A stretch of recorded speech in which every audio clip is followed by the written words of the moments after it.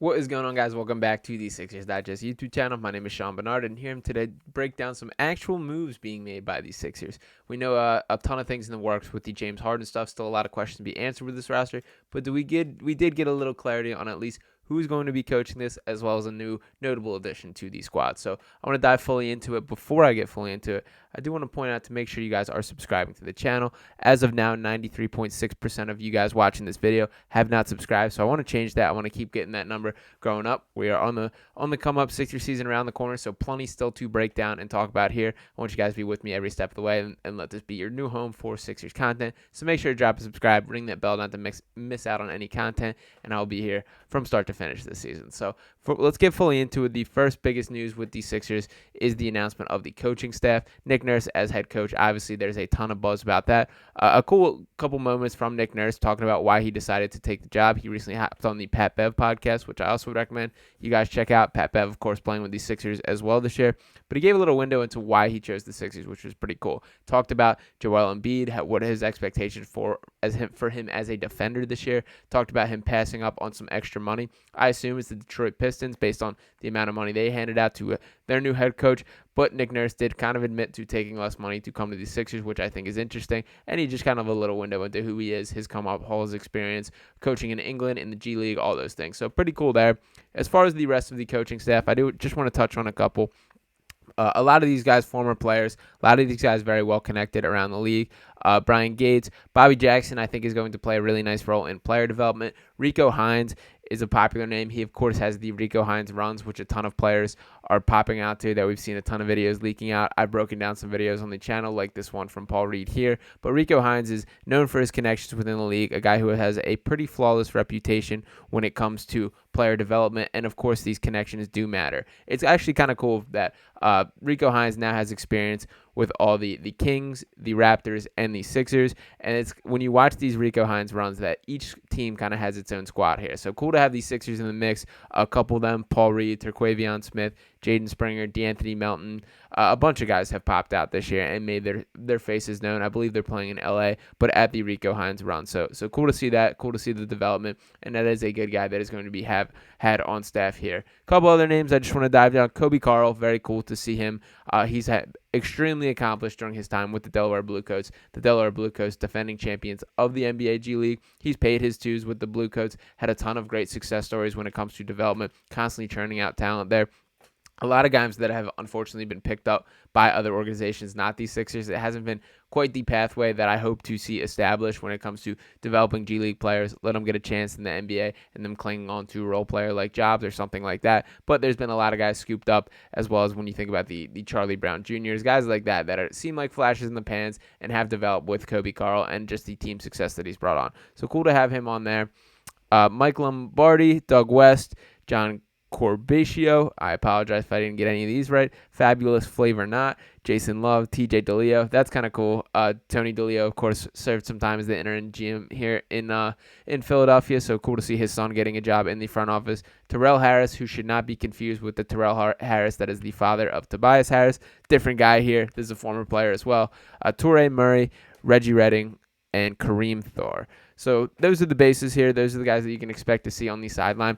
It is a large roster or a large staff when it comes to coaches. It is not traditional to see that many players on an NBA staff, but I will say that it is going to be kind of handed off and guys with different roles. There's going to be guys who don't have a ton of responsibility on that list or aren't expected to be as present in the game day operations, but good names to have around the organization and cool to at least know who we're locking in. Bobby Jackson and Rico Hines are the assistant coaches that I'm the most excited about.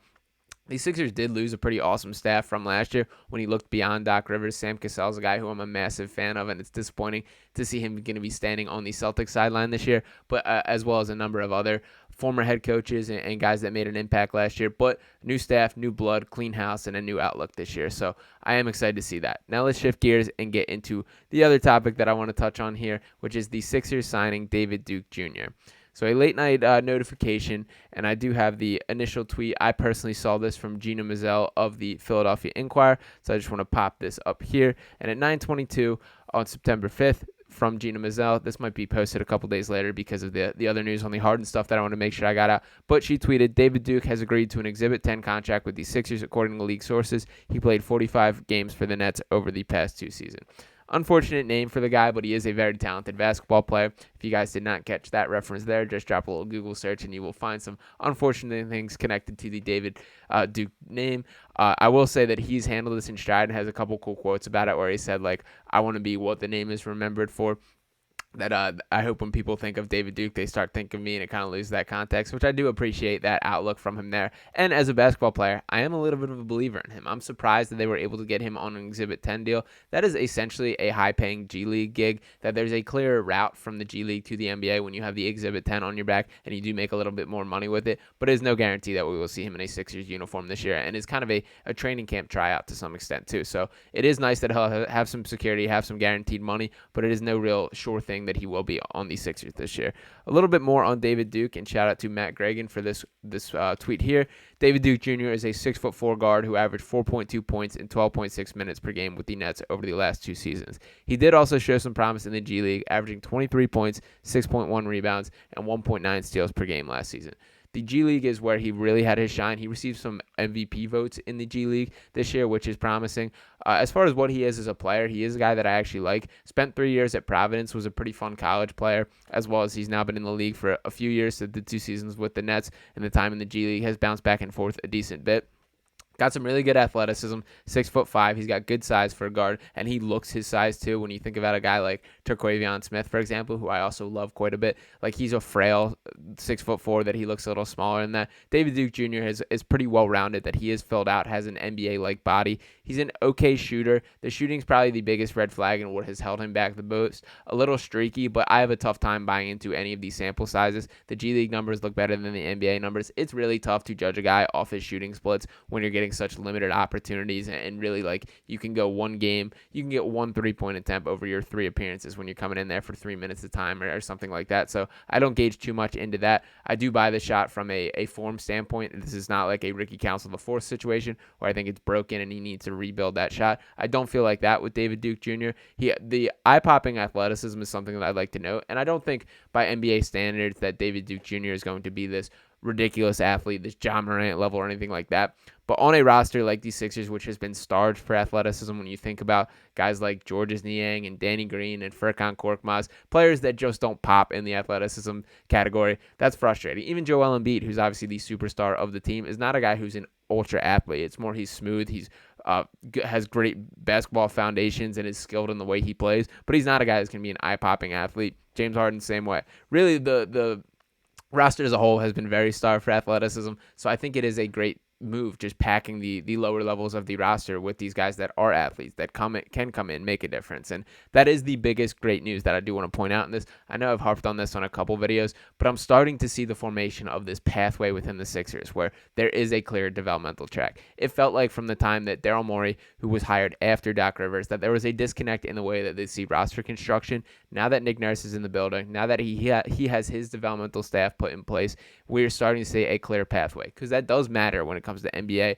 when it comes to roster construction and just developing talent, that you take these project guys, these shot in the dark that you see potential in, and then you allow them to nourish, to develop in the G League. And then hopefully they can take that leap from maybe a pure G League guy to a 2-way contract, and then a 2-way contract to a real NBA deal. And whether they become a guy who maybe can attract another team and become a little bit of a trade chip, or they grow into role players in your own foundation or in your own team. That foundation is incredibly important to establish, and something I'm starting to see the signs of these Sixers trending towards and building, which is an awesome thing. And for the long term of these Sixers is a huge deal. So I think Bobby Jackson is going to play a role. Rico Hines is going to play a role. Nick Nurse is much more experimental than we saw with Doc Rivers. Still not a guy that is going to give guys chances for no reason. You have to earn it from Nick Nurse's point of view, which I do like in a coach still. But I do think there will be at least some outside the box thinking and giving guys opportunities in a way that has not been seen in the 3 years with Doc Rivers. So overall, those are the most recent news for the Sixers. Make sure to be tapping in. There's a ton of videos coming out this week with the Danny Green signing, the James Harden news. I'm not sure where this one's going to come out in the sequence of things, but all of it is great stuff, and I will be continuing to be on my toes breaking down the new news that does pop out. Appreciate you guys for tuning into this one. Make sure to drop a like on the video, subscribe to the channel, ring that bell so you're not missing out on any content. Drop a comment. Let me know your thoughts, what you think of David Duke Jr. I do like him overall. I think this is a very good addition as the Exhibit 10 contract, the type of talent they should be bringing in. So an A+ on this move. I don't have high hopes for what his long-term future is with the Sixers or elsewhere. I think at best he's probably a rotation player, but for an Exhibit 10 deal, for a guy that I think could be a rotation deal, that is a massive win. So appreciate you guys once again. Sean Barnard signing off.